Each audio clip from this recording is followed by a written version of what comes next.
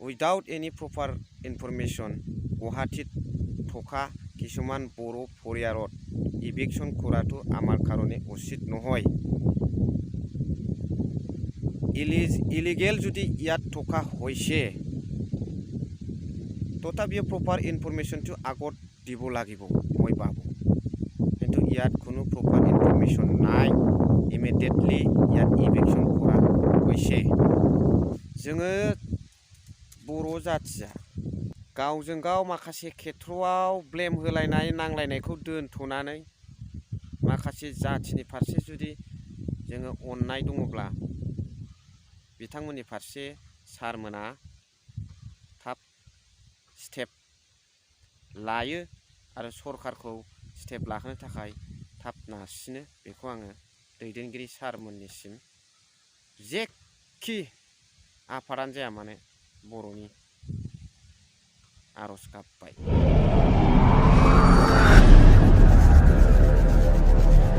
दिनै मोनसे खुला जायगायाव थानानै आङो भिडिअ बानायनो सानदों। बाराबो खोलो खोलो गगाबो मोनदों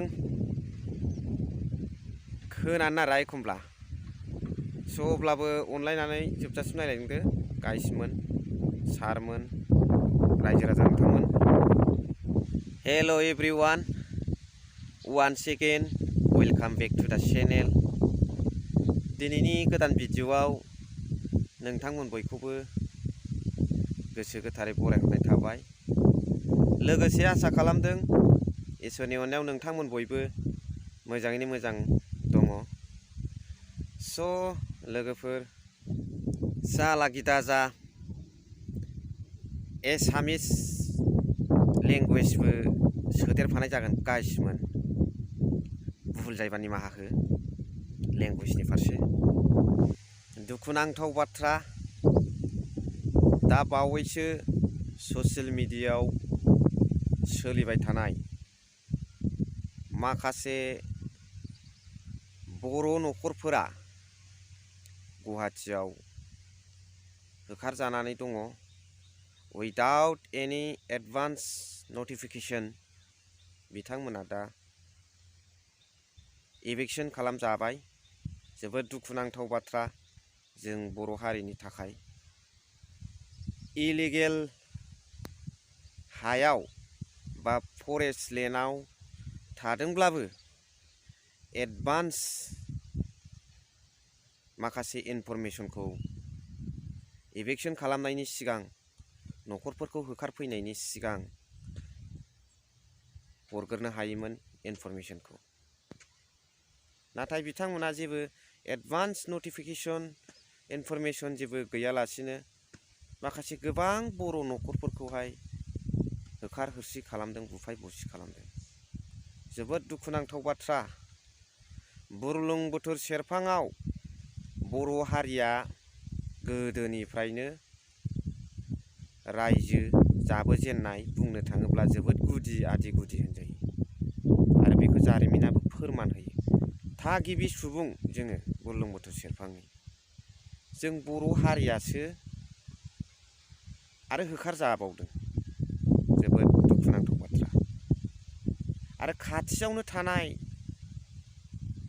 माखासे गुबुन जाथिनि बा नन ट्राइबेल सुबुंफोरखौ जेबो खालामनाय जायाखै होननानै खौरां बिजोंनि गेजेरजों जों मिथिनो मोननाय जादों।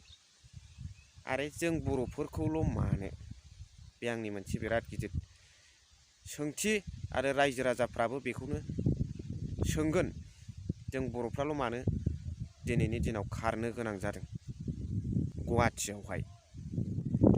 ट्राइबेलफोरा बिफां लाइफांखौ मोजां मोनग्रा आरो बिफांनि बिलाइ फिथाइजों मिलायनानै थांनानै थाग्रा।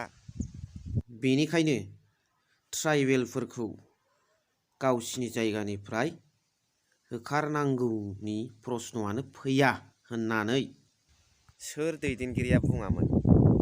गाइसमोन। रायजो राजा नोंथांमोन बेखौथ' नोंथांमोना मिथियै बा खोनायै गैला।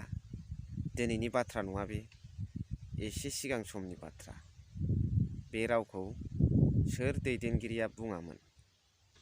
बे गुवाहाटीनिफ्राय एभिक्सन खालामजानाय बर' न'खरफोरनि थाखाय सरकारे आजिर दिनत कि पदक्षेप लय ইয়াত मानि साबलगा आसे বুলি মই भाबो। बै बाथ्राखौ बुंग्रा दैदेनगिरिया बोरो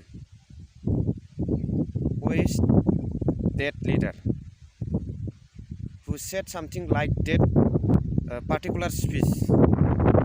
बे पार्टिकुलार खोथाखौ बुंग्रा दैदेनगिरिया दिनैनि समाव मा मावनारदों बेखौसो जोङो नेगोन। पृथिवीर जन्म हुआ प्रतिजन मानुर कारणे बा मानुर এই পৃথিবীর যাই টকাৰ কাৰণে সমান অধিকাৰ ভগৱানে দিছে। সেয়েহে মই আজিৰ দিনত এই কথাখিনি কম,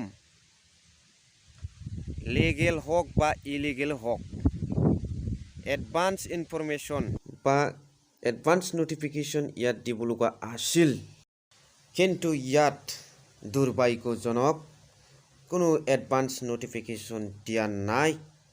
এই কারণে আমি আজিৰ দিনত অসম চৰকাৰত নিন্দা কৰিব লগা আছে বুলি মই ভাবিছোঁ। मा होननांगौ बेखौ फरेस्ट डिपार्टमेन्ट आसाम गभर्नमेन्ट होननांगोन जोङो। सिदा नंगौखौ नंगौ, खुनु लाजिनाय गिनायनि खोथा फैया बेवहाय। ওই আজিৰ দিনত আমাৰ ইয়াত বিটিচিত চলি থকা সৰকাৰত ৰিকুৱেষ্ট কৰিব খোজো আৰু অসম চৰকাৰত মই ৰিকুৱেষ্ট কৰিছোঁ जे थाबैनो बेनि थाखाय माखासे स्टेपखौ लानांगौ, जाहाथे माने ओइ इभिक्सन करार प्रति अति सोनकाले पदक्षेपखौ ल'ब লাগিব आरो बेजों लोगोसे बिथांमोननि थाखाय एट प्रेजेन्टआव बिराद खस्थ'जों सोलिनानै दङ। दा बेखायनो बिथांमोननो थांना थानायनि थाखाय एट प्रेजेन्टआव दायो माखासे जाग्रा लोंग्रा बायदिसिना थानायनि बेबस्था खालामनांगौ आरो बेनि उनाव बिथांमोनखौ आयेननि गेजेरजों, बिथांमोनाथ' बुंदों ससियेल मिडियानि गेजेरजों नांगौबा गावथारथों जों बेनिफ्राय दोरोदा, सैथो बाथ्रा। नोंथांमोना बुजिखाबाय जानांगौ खोथाफोरखौ। बेखायनो जेसेबां हायो एसेबां थाब सरकारा हेमन्त बिश्व शर्मा सार, रनज पेगु सार, मिनिस्टर सार, बड' कसारि अट'नमास काउन्सिलनि चिफ, डेपुटि चिफ, जोंनि बिटिआरनि चिफ, डेपुटि चिफ दैदेनगिरि सारमोन, दुलाराय बर' फरायसा आफाद आरो जायफोरनाखि जाथियथा बर'नि आफादफोर दङ बिथांमोना खबर लालायनानै जाहाथे माबा मोनसे बेबस्था जायो बेनि सायाव सारमोननि सिगां आङो आर'ज गाबबाय बे भिडिअनि गेजेरजों।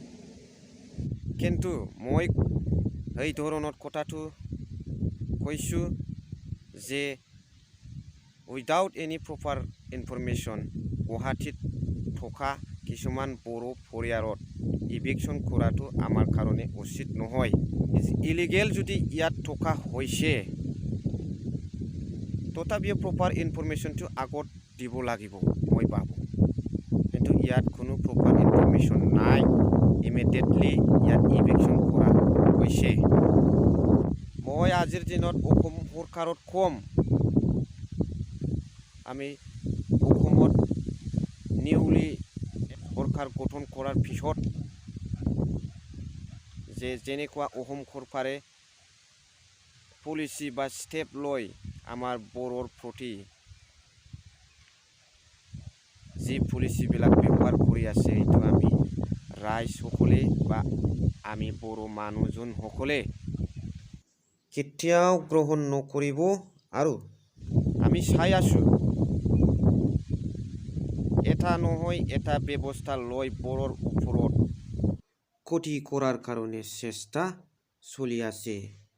এই কারণে আপোনালোকে সিনারিটো बारंबार দেখিবলৈ পাইছোঁ।